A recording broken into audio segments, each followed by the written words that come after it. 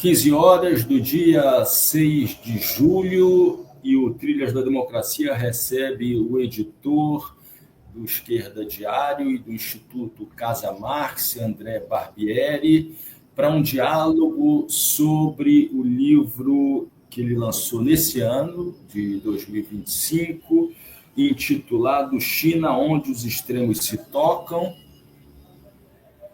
eis a capa, Trotsky, Revolução Permanente e a crítica ao multilateralismo do capital na era Xi Jinping. Seja muito bem-vindo, André, é um prazer recebê-lo no Trilha da Democracia pela primeira vez. Obrigado, Marco. Obrigado, Normando, pelo convite. Um prazer aqui conversar com vocês sobre esse tema. Como sempre, compartilhando a condução do programa, o advogado, companheiro, camarada, assessor jurídico do Movimento Sindical Cultista, Normando Rodrigues. Tudo bem, Normando? Tudo bem, Marco? Tudo tranquilo? Olá, André. Muito obrigado por aceitar o convite. Vamos nessa. André, eu gostaria que você socializasse, compartilhasse com a nossa audiência duas questões centrais que atravessam a primeira parte do teu livro e que são polêmicas, não poderia deixar de ser, né? Acho que essa é uma das funções do trabalho acadêmico que tem pretensões de incidir de alguma maneira nos debates políticos, né? A primeira é a afirmação de que a China não é um país socialista, não tem nenhum projeto de socialismo do século XXI, sendo de fato um país capitalista em rápida ascensão e com traços imperialistas. Essa seria uma primeira questão. E a segunda, que inclusive dá título, na verdade o título que nós demos a esse programa, e que é o subtítulo do livro, né, uma composição dessas duas questões iniciais, né? A segunda, em termos geopolíticos, a crítica à ideia de que a China representa uma alternativa multipolar do sul global. Por favor, André, fique inteiramente à vontade para responder da forma como melhor lhe convier essas duas questões. Eu vou fechar meu áudio, porque acho que estão sendo feitas 3 obras simultaneamente aqui no prédio, então eu vou me mutar aqui. Por favor, André. Bom, obrigado, Marco. Obrigado, Normando, mais uma vez pelo convite.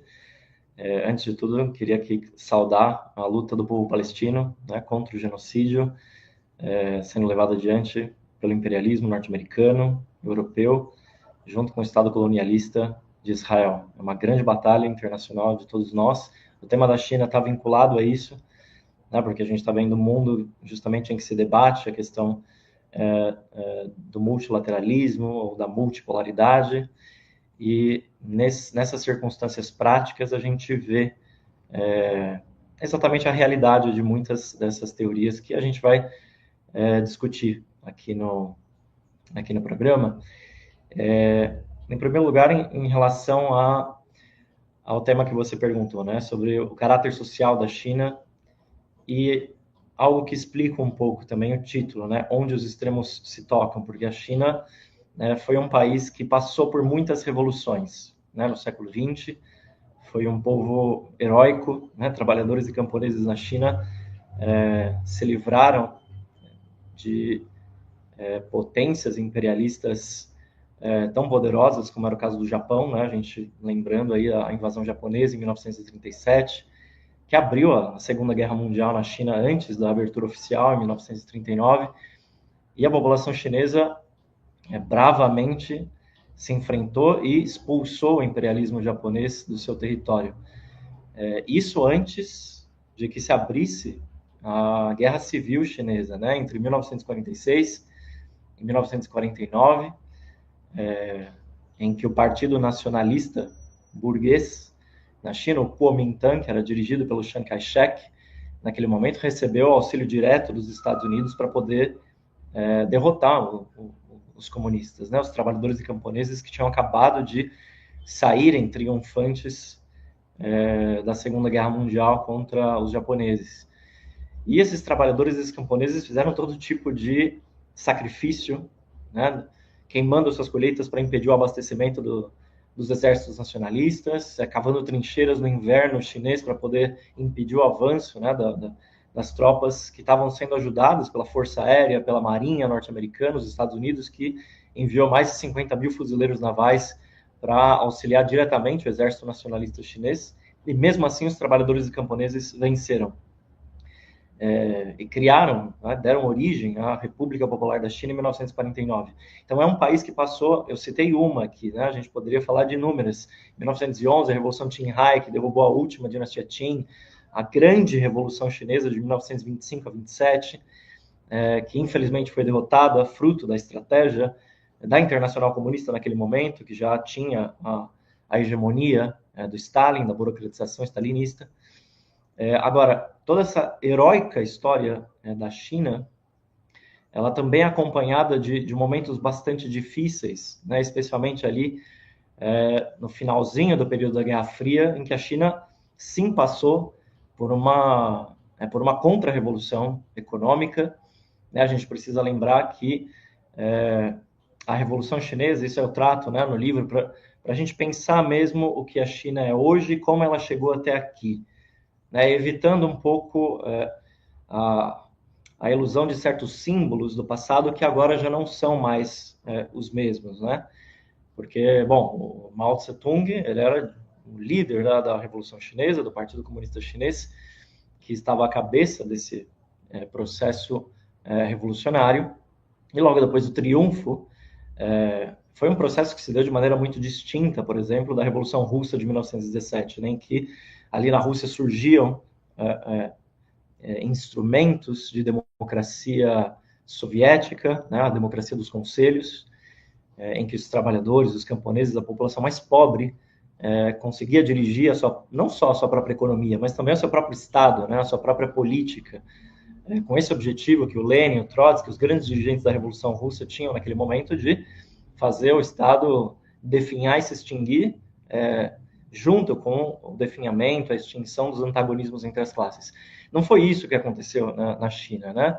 O Mao Tse-tung, ele impediu qualquer tipo de democracia conselhista, impediu também que o próprio triunfo da Revolução Chinesa se expandisse internacionalmente, em nome da conservação do Estado, e essa orientação conservadora, nacionalista, ela teve repercussões concretas, né, na história da China durante a Guerra Fria, porque, por exemplo, na década de 70, o Mao Tse-tung e a própria China, ela se aproximou muito dos Estados Unidos, né? O próprio Mao fez a reunião com o Richard Nixon em 1972, ele reconstituiu pela primeira vez alguns laços oficiais das relações entre a China e os Estados Unidos, e essas relações foram plenamente estabelecidas em 1979 com Deng Xiaoping e o Jimmy Carter.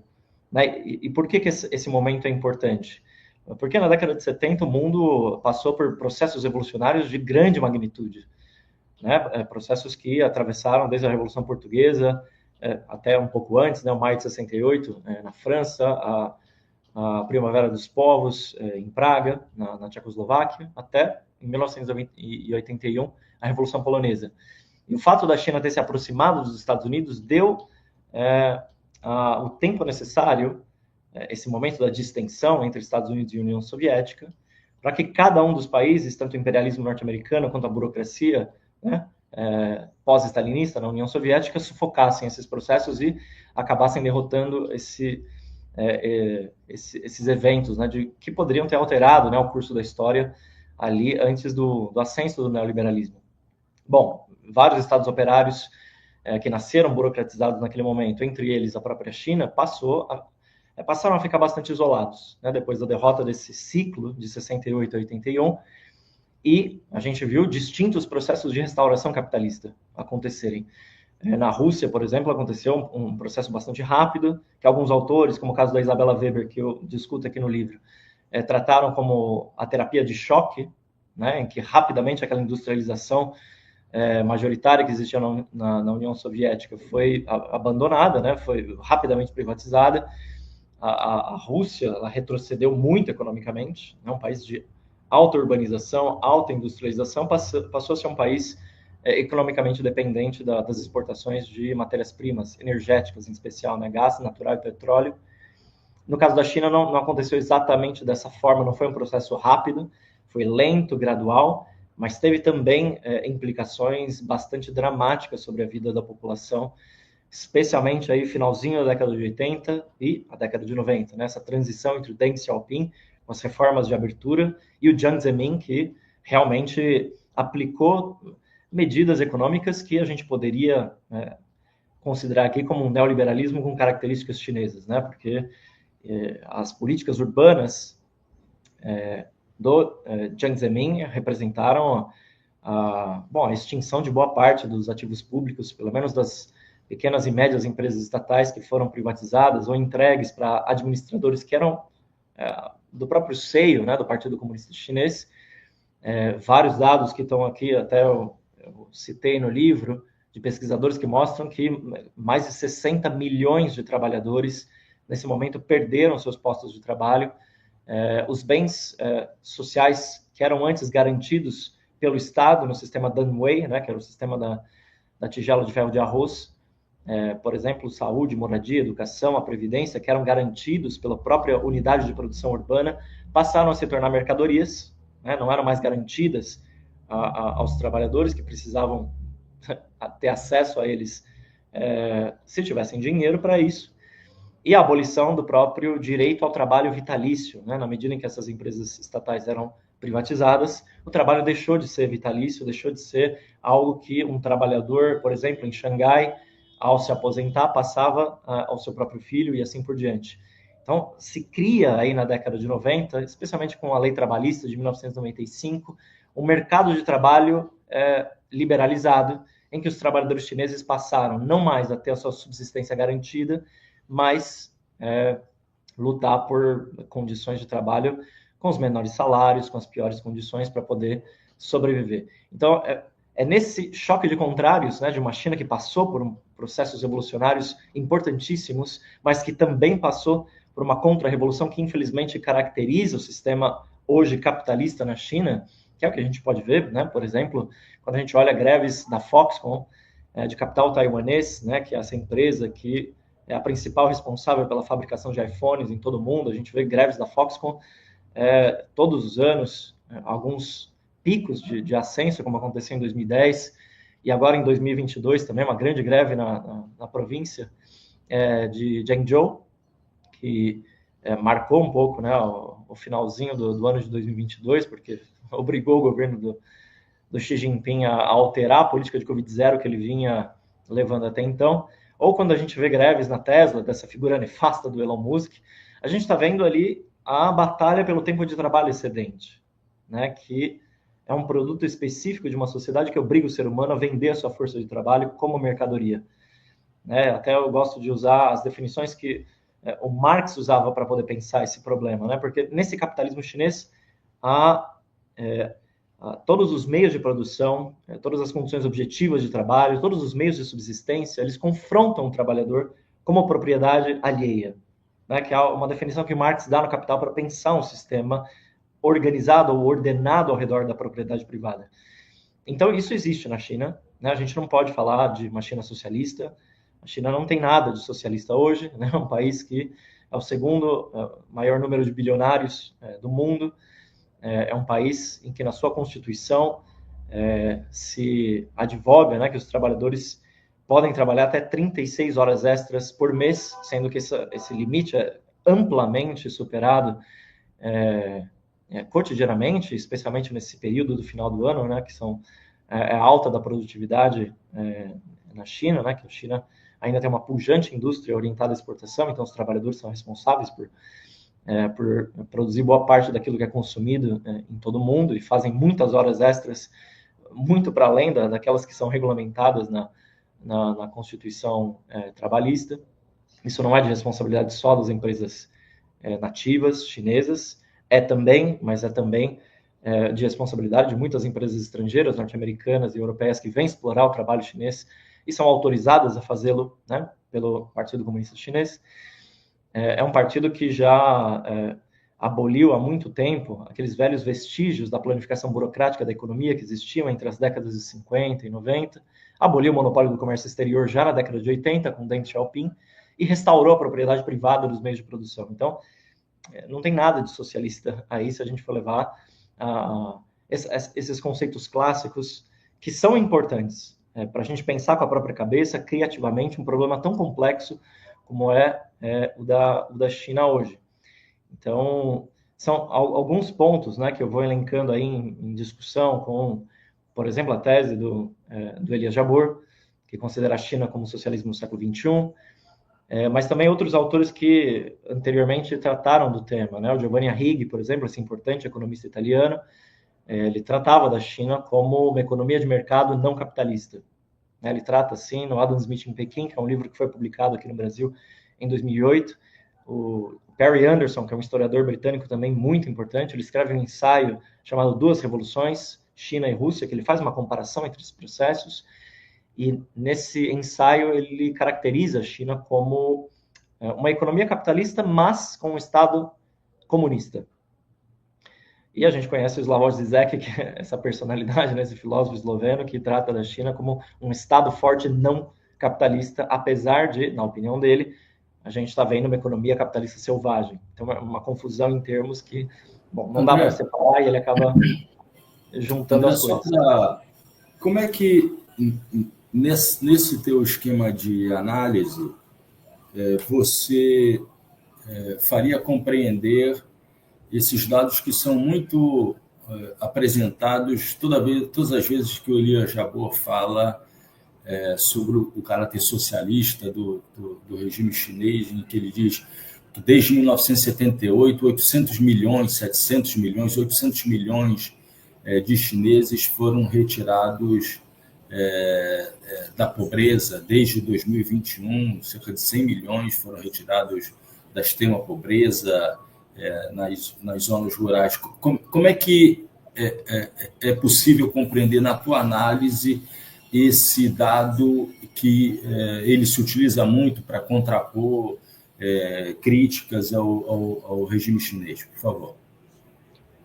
Esse é um dado importante, né? Que centenas de milhões de trabalhadores e camponeses chineses saíram da situação de extrema pobreza.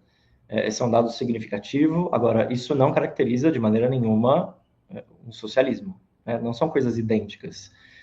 Quando a gente vai pensar do socialismo, a gente pode resgatar certos conceitos que, do ponto de vista do marxismo, bom, eu trato no livro uma abordagem marxista sobre o tema da China, são importantes a gente levar em conta. Por exemplo, a propriedade nacionalizada dos meios de produção. Seria algo que é importante a gente levar em consideração num projeto de transição ao socialismo. Por exemplo, a planificação racional e democrática de todos os recursos econômicos. O monopólio do comércio exterior, né, uma medida protetiva contra um regime que tem como objetivo deixar para trás essa ordenação capitalista da economia e assumir uma ordenação superior, uma civilização que não esteja baseada na exploração do trabalho. Economicamente, todos esses termos que eu mencionei são importantes para a gente poder pensar e definir um regime, uma formação social específica como socialista. Mas não só, né? Do ponto de vista da política, também é muito importante a gente levar em consideração a história, não porque ela vai ser repetida da mesma forma, mas porque ela não passa em vão, né? A gente tem que aprender com a história e enxergar os processos futuros de uma maneira emancipatória, né?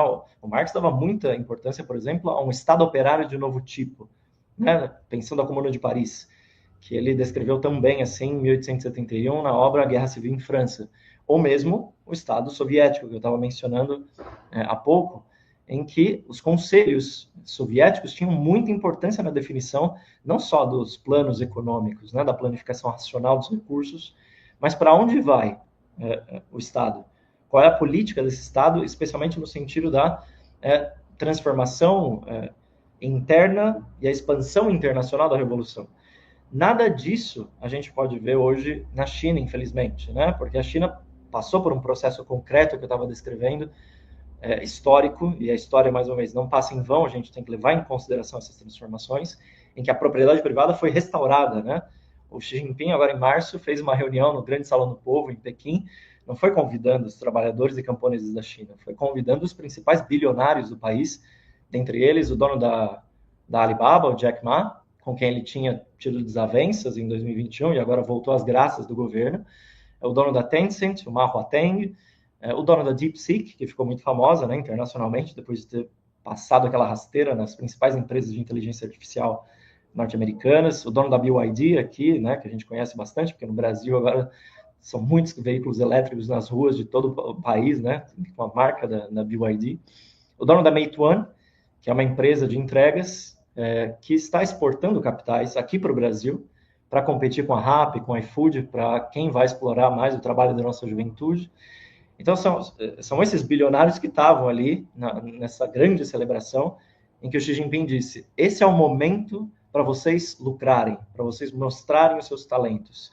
Trocado em miúdos, isso significa uma grande avenida para que vocês continuem explorando o trabalho, né? Existe essa diferença. Quando a gente fala do capitalismo chinês, nós não estamos falando de um modelo capitalista idêntico ao que existe aqui no Ocidente. Não é isso. Porque a forma como o capitalismo ressurgiu na China é muito particular. Ela tem uma gênese muito específica. O Partido Comunista Chinês restaurou com as suas próprias mãos a propriedade privada dos meios de produção, manteve um dirigismo macroeconômico sobre setores estratégicos da economia, telecomunicações, o setor de energia, o setor das finanças, mas usa o aparato do Estado para promover a lei do valor e a projeção internacional do capital chinês. A China se insere no mundo a partir, né, da lei do valor, do modo de produção capitalista, que também funciona dentro do seu país. Em outras palavras, é o Estado impulsionando a própria lei do valor. André, eu vou passar a palavra ao Normando. Eu acho que ele tem alguma provocação a fazer nesse momento. E depois a gente volta à questão geopolítica. Não apenas estão sendo realizadas obras, eu estou no Rio de Janeiro agora, mas também, como vai haver a cúpula dos BRICS, também passam vários helicópteros por aqui, mais uma razão para eu fechar o microfone, e também para a gente analisar mais à frente o que se pode esperar da China nessa próxima cúpula dos BRICS. Por favor, Normando. André, especificamente do ponto de vista da luta de classes, né, qual a classe social que você vê representada dentro do governo do Partido Comunista, né, na China de hoje em dia? E queria que você abordasse um pouco uma breve passagem da tua fala recente sobre greves. Há não muito tempo atrás, nós vimos algumas estatísticas, inclusive da Organização Internacional do Trabalho, né, referindo-se à China como o país das greves, né, o país que nos últimos anos tem tido um número significativo e crescente, né, de greves e de conflitos coletivos de trabalho, né, gerando novos direitos sociais, aparentemente sem uma pesada repressão estatal, como era característico de há poucas décadas. Queria, por favor, que você comentasse esses dois aspectos, mas sempre com um perfil, evidentemente, né, acho que não preciso de falar, né, da preocupação da luta de classes. Sim. Para começar por esse aspecto da luta de classes, a China, de fato, ela é o país do mundo com o maior número de greves. O fato disso não aparecer na grande mídia, internacionalmente, não pode deixar a gente cego diante desse fator, porque a luta de classes na China é um processo permanente, ainda que ele não seja coordenado, muitas vezes não seja simultâneo.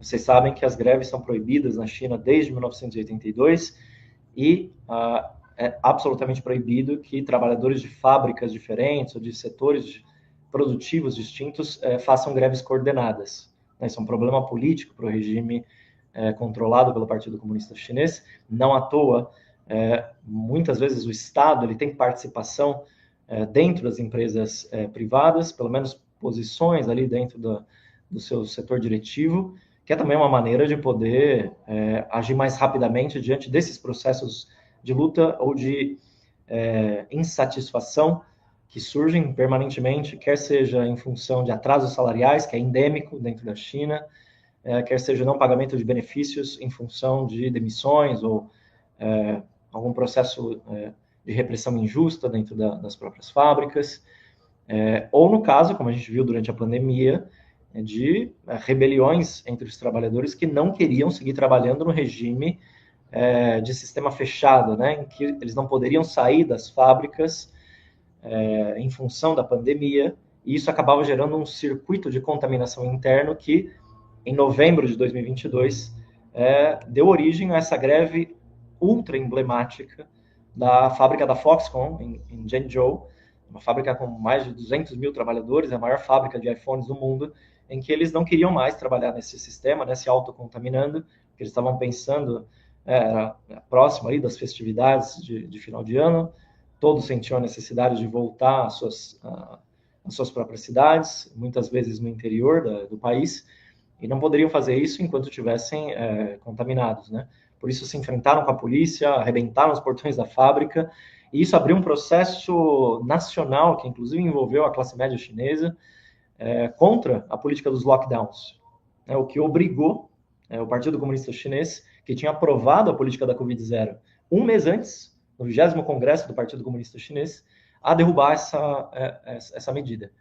Isso foi uma mobilização de uma fábrica, né? Então a gente vê o poder potencial que a classe trabalhadora chinesa tem quando ela consegue mover essas placas tectônicas, né? Essa burocracia fossilizada do Partido Comunista Chinês, que se sente muito invulnerável, né? Invencível, mas certamente tem muitos receios do que pode surgir, né, com esses novos processos de luta de classes. E a gente sempre tem que lembrar que quanto mais a China avança como uma grande potência tecnológica, uma grande potência com presença internacional, com um grande volume de exportações de capitais, a China que hoje disputa nichos de acumulação capitalista com outras potências ao redor do mundo, por exemplo, na África, na América Latina, na Ásia,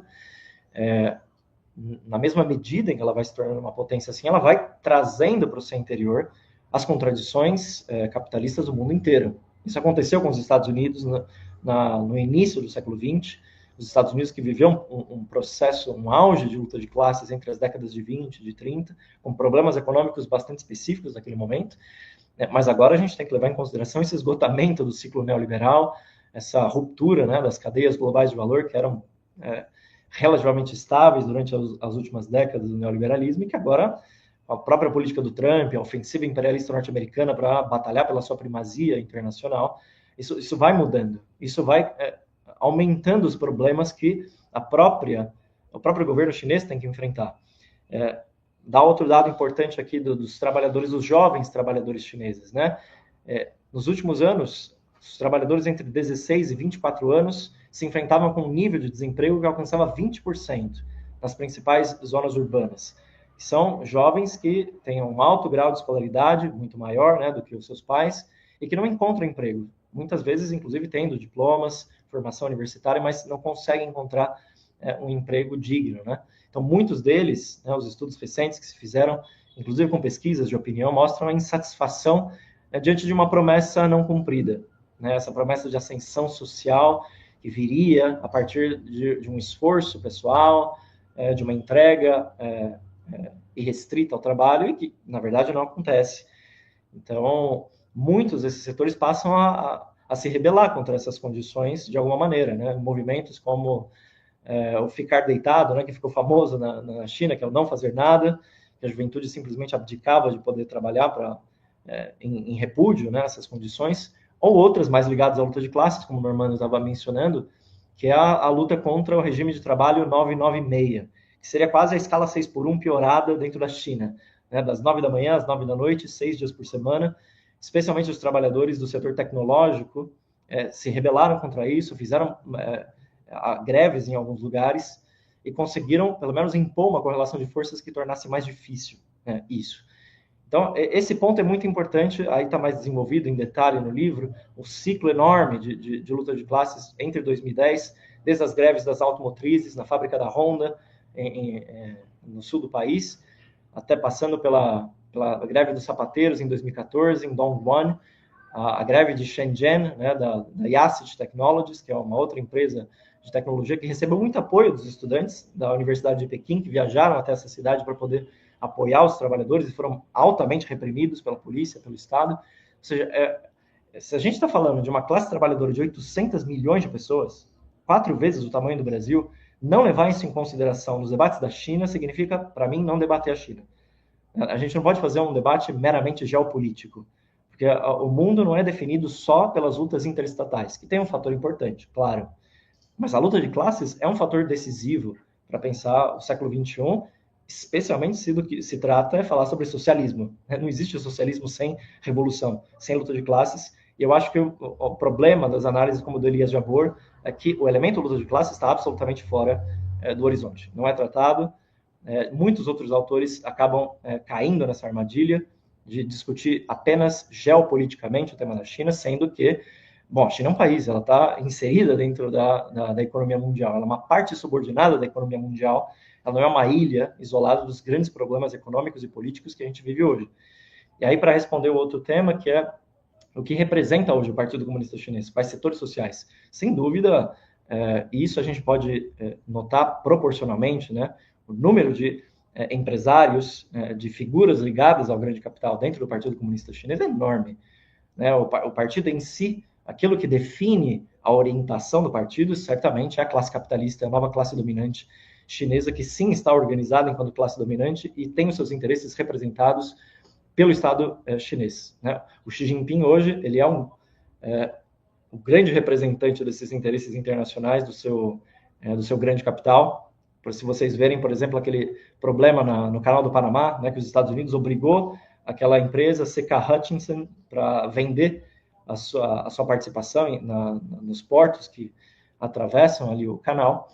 Essa empresa acabou cedendo e o governo chinês ficou furioso, né, com ela, disse que essa não é maneira de tratar os interesses chineses, os chineses têm interesses no mundo, e ali no Canal do Panamá também era um tema de suma importância. Ou seja, o próprio Xi Jinping dizendo que vocês aqui não são só os representantes dos seus interesses, são os representantes do Estado. Da mesma maneira que eu represento vocês internacionalmente, eu quero que vocês representem os interesses geopolíticos da própria China. E é assim que funciona essa simbiose. Né? O governo chinês abre uma avenida para que essas grandes empresas possam seguir lucrando, que é o que ele fez agora no Grande Salão do Povo, nessa celebração formal com os principais bilionários chineses, e em troca, essas empresas se disciplinam aos interesses estratégicos do Estado chinês.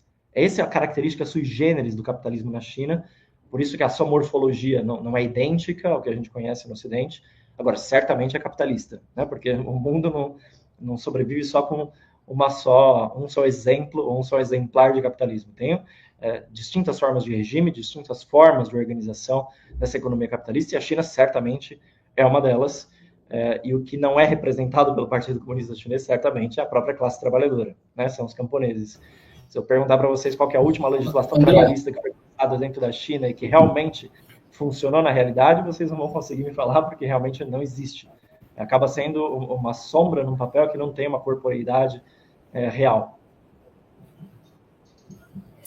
André, acho que você já, de alguma maneira, já respondeu essa pergunta, seja na minha primeira questão, seja na pergunta do Normando, mas eu gostaria de te apresentar agora uma pergunta que me foi enviada pela colega, amiga, professora da Universidade Federal de Pernambuco, Ângela Amaral.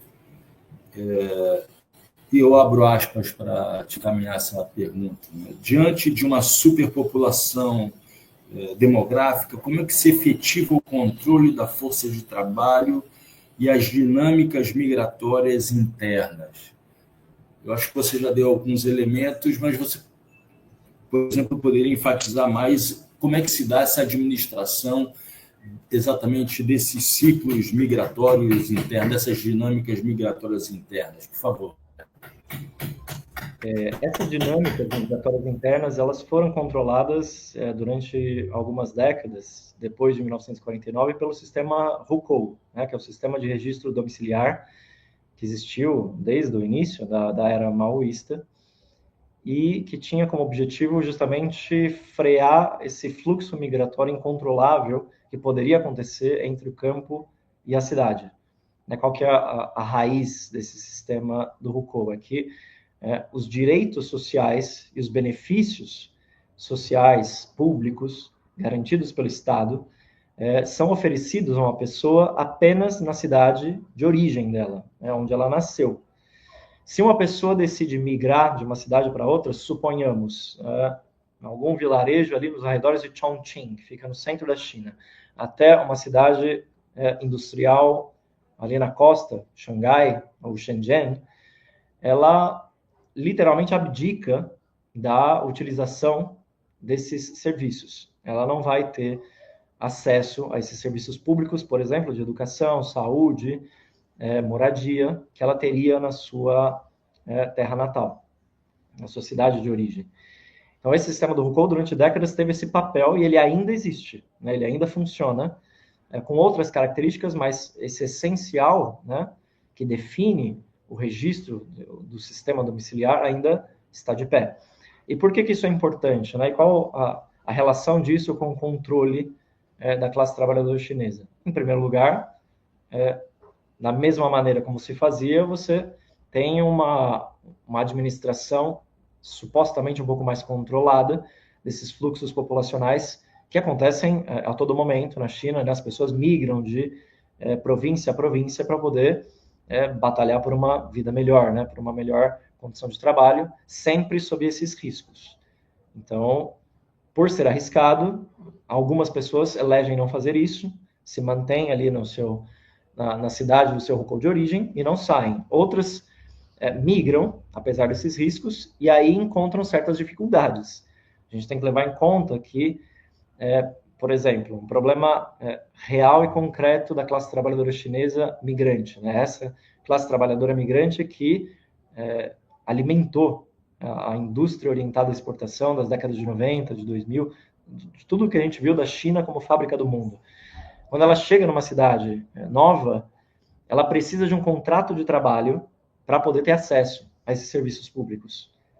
Se ela não tiver provado por um contrato escrito que ela tem esse acesso, né, que ela pode usufruir desses serviços, é muito difícil, por exemplo, que uma mãe trabalhadora do interior da China consiga colocar o seu filho numa escola pública.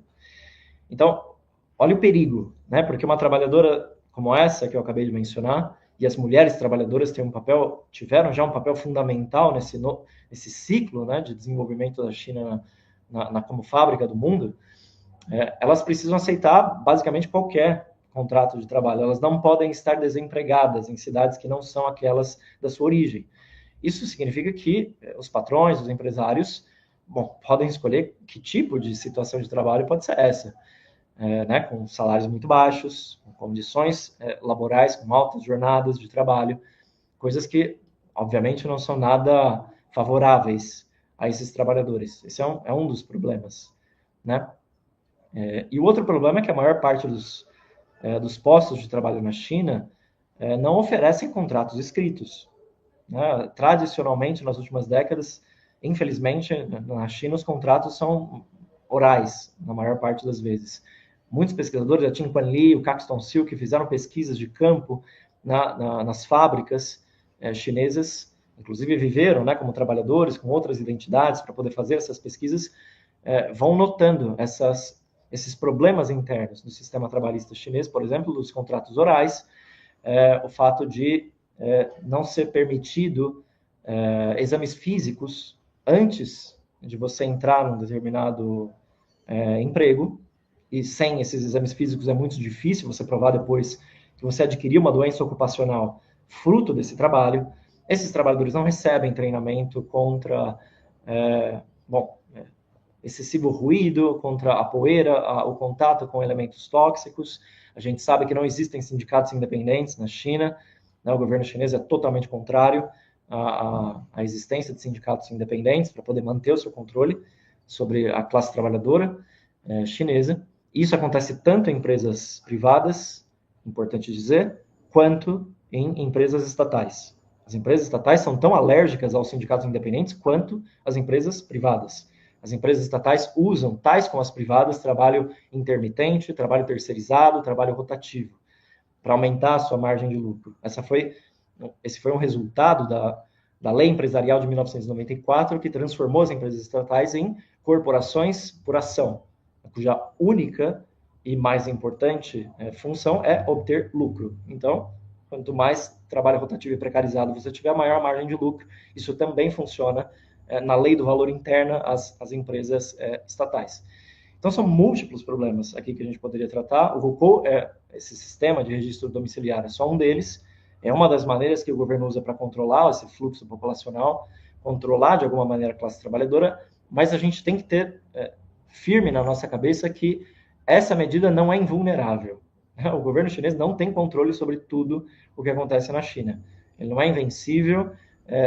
Isso que a gente mencionou agora sobre os enormes processos de luta de classes que existiram e existem na China, especialmente a partir da ascensão do governo Xi Jinping em 2013, mostram isso.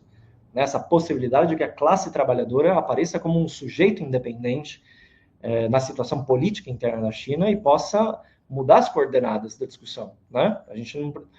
Eu tenho firme convicção que daqui a pouco tempo a gente não vai só ficar discutindo Estados Unidos e China, os conflitos interestatais, mas os problemas internos que a gente vai ver no marco da luta de classes, tanto dentro da China, como a gente já está vendo, né, dentro dos Estados Unidos, das grandes potências imperialistas ocidentais. André, a gente está no último terço do programa e eu gostaria de retornar àquela questão inicial que ficou em aberto sobre essa expectativa que foi criada em torno da China de se transformar numa alternativa multipolar do sul global. Eu pediria ao Normando para acrescentar alguma coisa, algum novo elemento a essa questão, e a gente teria aí 20 minutos para você desenvolver essa tua crítica. Por favor, Normando. Na verdade, só um tempero para a questão levantada pelo Marco. André, mais de uma vez você usou a expressão, né, oficina do mundo, né, a fábrica do mundo. A China efetivamente fez uma transição de secular exportadora de commodities, sobretudo commodities agrícolas, para exportadora de manufatura. A relação da balança comercial com os Estados Unidos nos últimos 20 anos é de exportação de commodities de baixo valor agregado dos Estados Unidos para a China e de exportação de manufatura da China para os Estados Unidos. Esse giro ele é acompanhado também por uma vocação imperialista com relação à sua esfera de influência, né? A sua proposição original passava por aí, e eu queria que você fundamentasse, por favor. Sim. Tá, eu vou tratar então primeiro desse tema e depois a gente entra na questão do multilateralismo, que é um tema bem importante de ser discutido. Como eu estava dizendo, a China tem um papel muito maior hoje no mundo, uma participação dentro da economia interna dos países que não tem paralelo com o que a China fez nas últimas décadas. A gente está bem longe daquele mantra do Deng Xiaoping da não intervenção no estrangeiro. Não, a China intervém, especialmente na vida econômica interna de muitos países. 53 dos 54 países da África assinam a nova roda da seda, e a esmagadora maioria deles tem relações não só econômicas, mas políticas muito próximas com Pequim, né? A China veio desenvolvendo justamente esse alto alcance, né, da sua exportação de capitais, do seu estoque acumulado de capitais. Curiosidade, qual é o único país que não assina? Eu vou precisar pesquisar aqui, mas eu sei que tem um país que não faz esses acordos com a China. Mas a África, justamente, é um país em que a China tem a sua expectativa de construir bases militares internacionais, né? A primeira delas surgiu em 2017, no Djibouti, ali no chifre da África, na margem ocidental do continente. A outra que a China quer construir agora, e essa sim tem acordos, não só militares, mas petrolíferos também, é a Guiné Equatorial, que é mais difícil de construir ali uma base militar, porque você está muito próximo dos Estados Unidos, e é algo que é um pouco mais complicado de ser levado adiante, mas a gente tem que levar em consideração que a China, por exemplo, ela tem 160 portos, até mais que isso, em que ela construiu, opera ou controla, ao redor de todos os continentes do mundo. Aqui no Peru a gente viu recentemente o porto de Chancay, né, esse megaporto que serviria para escoar as mercadorias, os minérios que são extraídos aqui na América Latina, especialmente no Triângulo do Lítio, né, entre a Argentina, a Bolívia e o Chile, os recursos hídricos, né, a energia elétrica, que aqui em especial o Brasil fornece, né, para a própria China, que tem uma participação muito grande no setor elétrico brasileiro. Mas é isso, a China tem um papel muito grande na exportação de capitais e nessa disputa por nichos de acumulação, né, com as principais potências. Se a gente for pegar esses elementos mais clássicos da teoria do imperialismo, né, que o Lenin desenvolveu em 1916, a gente poderia falar dos grandes monopólios que existem também na China, justamente o caráter específico do que significa a exportação de capital, né, que a China já não só derrama a sua produção pronta aqui para que as pessoas consumam, mas ela vem para cá, ou para vários países, né, de distintos continentes, para poder produzir as suas mercadorias e assim revendê-las, né, ao redor do mundo. Aqui a gente vai ver em breve novas fábricas da BYD, com certeza, que ela quer construir carros aqui no Brasil para poder revender em todas as Américas.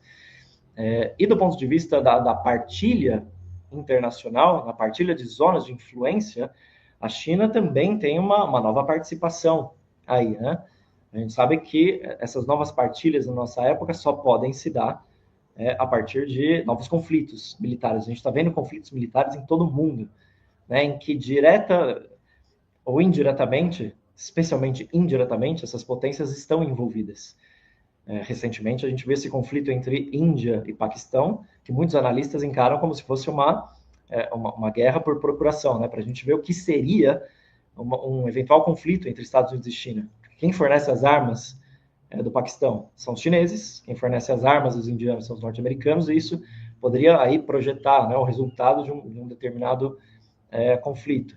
Bom, a gente viu a guerra da Ucrânia, né, que ainda está em curso, e aí a gente vê as posições dos dois países, né, Estados Unidos e China. Cada um deles, apesar de não ter tropas no terreno, continuando a sua política por outros meios. No caso dos Estados Unidos, no comando da OTAN, tentando preservar essa velha ordem unipolar saída da Guerra Fria, subordinando os capitais da China e da Rússia. No caso da China, questionando, né, essa velha ordem unipolar, a China, que é a principal potência remodeladora da hierarquia de estados hoje, e eu digo remodeladora porque a China não tem nenhum interesse em subverter a base econômica capitalista que sublinha essa ordem. A China quer melhorar suas posições nela. Vamos lembrar também que a China já tem os seus 3 porta-aviões, já militarizou boa parte do Mar do Sul da China, construiu ilhas artificiais, ou seja, é um nível de relações internacionais que ela tem com seus aliados mais próximos, em especial a Rússia, mas também o equipamento militar novo, os mísseis hipersônicos, a maior marinha de guerra do mundo, né? A China, inclusive, tem um nível de navios de guerra e de submarinos superior ao dos Estados Unidos. Tudo isso faz a gente prever que essas potências não estão preparando saídas pacíficas para os seus problemas. Elas não estão mostrando isso. Quem está construindo porta-aviões não está preparado, não está se preparando para resolver seus problemas numa mesa de negociação. Então, esses são parte dos traços imperialistas que eu mencionava, né, nessa rápida ascensão do capitalismo chinês e que, claro, tem a ver também com a exploração do trabalho em muitos países do mundo. Se a gente for na República Democrática do Congo, por exemplo, a China controla algumas das principais minas de extração de lítio, de cobre, de cobalto. Inclusive, o Estado, né, do Congo, representando a defesa desses interesses capitalistas da China contra os trabalhadores que reivindicam também permanentemente melhores condições de trabalho em uma situação de exploração bastante grande, né? Então, para dar alguns dados concretos, né? É claro que se a gente não dá para comparar em níveis igualitários o que é o imperialismo norte-americano, com suas décadas e décadas e décadas de tempo de constituição, de uma força que tem 800 bases militares ao redor do mundo, que comanda, né, desde o final da Guerra Fria, o capitalismo mundial. Agora, a gente não pode dizer também que a China não quer chegar até aí no nível de desafiar essa hegemonia dos Estados Unidos. A história não terminou ainda. A China tem há alguns anos, né, de uma potência em ascensão, com essas características. A gente precisa ver, então, o que a história vai dizer, antes de simplesmente dizer que a China é um aliado dos povos oprimidos na luta contra o imperialismo. Não, eu considero que não. E aqui a América Latina não pode ter essa ilusão de que, pendurado ali na sombrinha da China, nós vamos nos fortalecer para enfrentar o imperialismo norte-americano. Esse enfrentamento necessário ao Trump, ao Biden, a todo o imperialismo norte-americano, não vai se dar no campo da China, porque a China tem interesses próprios nessa disputa intercapitalista que não são favoráveis, né? À classe trabalhadora, aos camponeses, aos povos oprimidos de todo o mundo. E aí, para entrar no tema do multilateralismo, vamos lembrar da questão palestina. A gente tem esse confronto entre a palavra e a realidade. A gente conhece isso porque a gente vive no Brasil, né, em que o governo fala, sim, contra o genocídio corretamente, mas não rompe as relações com o Estado de Israel, quando deveria ter rompido, e vai além, né, e acaba chancelando o Dia da Amizade Brasil-Israel, num momento como esse, nessa altura do genocídio. Bom, a China também fala contra o que está acontecendo na faixa de Gaza, mas ela não faz absolutamente nada em defesa dos palestinos, porque a China tem acordos comerciais, diplomáticos e militares concretos com o Estado de Israel. A China constrói trens de alta velocidade em Tel Aviv, ela constrói portos na cidade de Haifa, ela tem muitos acordos com esse Estado de Israel, que é um enclave imperialista norte-americano na região, e que para a China é também considerado como um dos pilares da estabilidade do Oriente Médio, que é um lugar em que ela recebe boa parte do petróleo importado, né? Então, apesar de ter também muitas relações, íntimas relações com o Irã, a China resolveu não se colocar ali depois dos bombardeios que o Trump fez diretamente em território iraniano. Isso não é à toa. Então, daí a gente pode pensar a questão do multilateralismo. Bom, será mesmo que a saída ou uma alternativa ao imperialismo norte-americano, a toda a barbárie que representa os Estados Unidos, pode vir de um Estado como a China? Isso é uma tese do próprio Giovanni Arrighi, né? Só para fazer uma pincelada teórica, a gente chegar aqui nos nossos finalmente, o Giovanni Arrighi, ele era parte da escola dos análises francesa, de historiadores franceses muito importantes, Marc Bloch, Lucien Febvre, Fernand Braudel, que viam o desenvolvimento do capitalismo de maneira cíclica, né? Estágios de prosperidade do capitalismo eram representados por uma determinada figura hegemônica, e nos estágios de decadência, essas figuras hegemônicas se alternavam. Isso aconteceu na Península Ibérica, com Portugal e Espanha, com Holanda, com a Inglaterra, com os Estados Unidos, e agora teria chegado a vez da China. Assim pensava, né, o Giovanni Arrighi, que considerava que a China poderia assumir a hegemonia da economia mundial sem uma hegemonia militar. E ele achava isso por considerar que as características tradicionais do Estado chinês, no sistema de Estados asiático, não incluíam a expansão geográfica, não incluíam as guerras. As dinastias chinesas puderam manter a sua hegemonia na Ásia por muito tempo sem o recurso a guerras. Mas não é isso que a gente está vendo, né?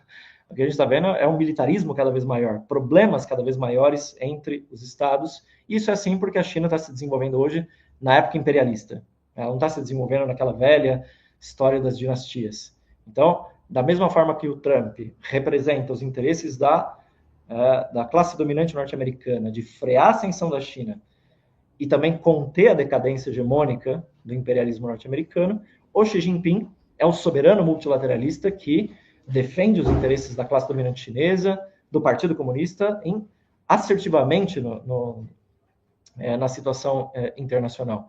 Ele representa essa difícil transição de um país que simplesmente absorvia capitais e investimentos estrangeiros para um país que está disputando nichos de acumulação capitalista no terreno mundial. Então, o único multilateralismo possível neste capitalismo concreto é a concorrência militar cada vez maior entre as potências, entre Estados Unidos, China, Rússia, França, Alemanha, para cujas contradições não tem uma saída pacífica neste sistema.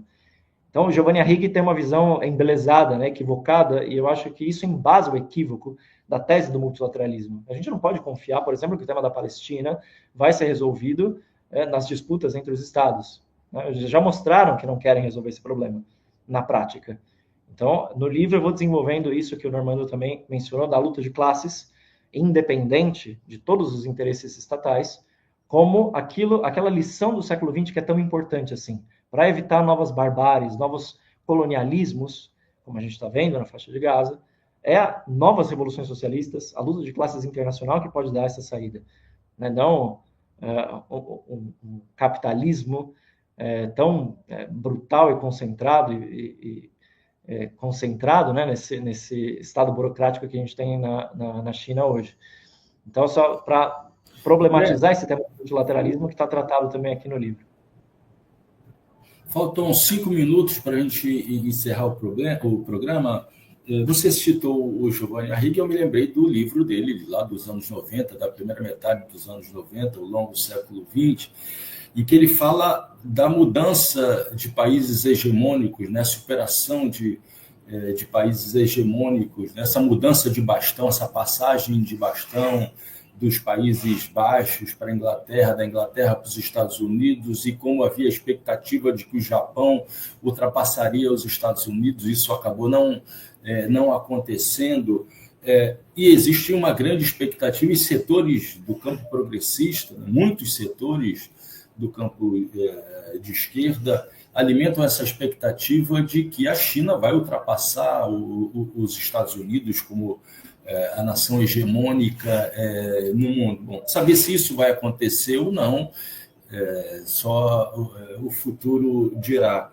Mas você nutre, a resposta eu já sei mais ou menos, eu desconfio qual seja, mas há muitas expectativas da tua parte de que, caso isso venha a acontecer, representará uma mudança positiva na história da humanidade no sentido emancipatório da classe trabalhadora? Olha, Marco, francamente não, porque essas disputas pela hegemonia imperialista, elas nunca se dão de maneira pacífica, né? A gente viu isso no século XX, a gente viu 2 guerras catastróficas para a humanidade para resolver o problema de quem seria o chefe do capitalismo mundial, naquele período de transição em que a decadência da Inglaterra e a perda de posição hegemônica dos britânicos era disputado entre Alemanha, Estados Unidos e outras potências como o Japão. Para que os Estados Unidos se transformassem nessa potência que se tornou, né, depois da Segunda Guerra Mundial, bom, toda aquela catástrofe aconteceu. E a gente ainda vive, né, no marco do capitalismo mundial, na época de decadência do imperialismo, e para a China poder, de fato, superar os Estados Unidos, isso exige conflitos e conflagrações militares de grande envergadura. Claro que a gente está falando aqui daquilo que provavelmente seria uma terceira guerra mundial, seja o seu estopim, a questão de Taiwan, seja qualquer outra, né, que incomode os Estados Unidos. Isso não pode apresentar algo progressista, né, para a humanidade. Até porque se a China de fato conseguisse um posto assim, você imagina que tipo de conduta ela teria depois de um conflito militar dessa magnitude, né? Ela teria que agir do ponto de vista do controle do capitalismo mundial de maneira semelhante ou até pior do que fez os Estados Unidos. É por isso que eu acho que, como o Bruno Conte, né, professor de economia da Unicamp, que teve a gentileza de fazer o prefácio ao livro, disse, a nossa esperança emancipatória não pode estar vinculada ao sucesso de um ou outro Estado capitalista, e sim nas nossas próprias forças, né, na luta para abolir, em última instância, os Estados nacionais, de construir uma sociedade de seres humanos livremente associados, que era aquilo que o Marx e o Engels vislumbravam, né? Se a gente está falando de marxismo, eu acho que é muito importante recuperar a abordagem marxista para tratar desse tema complexo da China, é disso que nós estamos falando. Eu acho que a luta de classes é a saída aí, né? Não confiar em determinados atores que não representam os nossos interesses. A gente chegou ao fim desse Trilhas da Democracia. Muito obrigado, André. Espero que essa tenha sido a primeira de outras participações tuas no Trilhas da Democracia. Normando, um grande abraço. Nós nos encontramos, como sempre, no próximo fim de semana. Sábado sempre ao vivo, domingo, como foi hoje, de maneira gravada, sábado às 17 horas, domingo às 15 horas, e no próximo final de semana, os 2 programas incidirão sobre essas relações estabelecidas, conflituosas, entre o Poder Executivo, o governo Lula III, e o nosso parlamento, o nosso inglório parlamento. O Trilhas fica por aqui. Deixa eu mostrar mais uma vez a capa do livro do André. China, onde os extremos se tocam, Trotsky, Revolução Permanente, a crítica ao multilateralismo do capital na era Xi Jinping, eis a capa, e o Trilhas volta, eis o livro. Quem quiser, inclusive, adquirir, pode entrar no site da Iskra, www.iskra.com.br. Já aproveito aqui para agradecer você, Marco, agradecer o Normando, é um prazer estar aqui na TV 247. Obrigado pelo convite, pela conversa prazerosíssima e, claro, espero que a gente consiga se falar mais vezes. Prazer foi todo nosso, André. No programa. Obrigado, gente.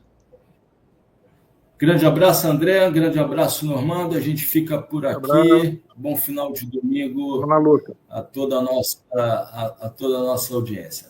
Até lá. Valeu.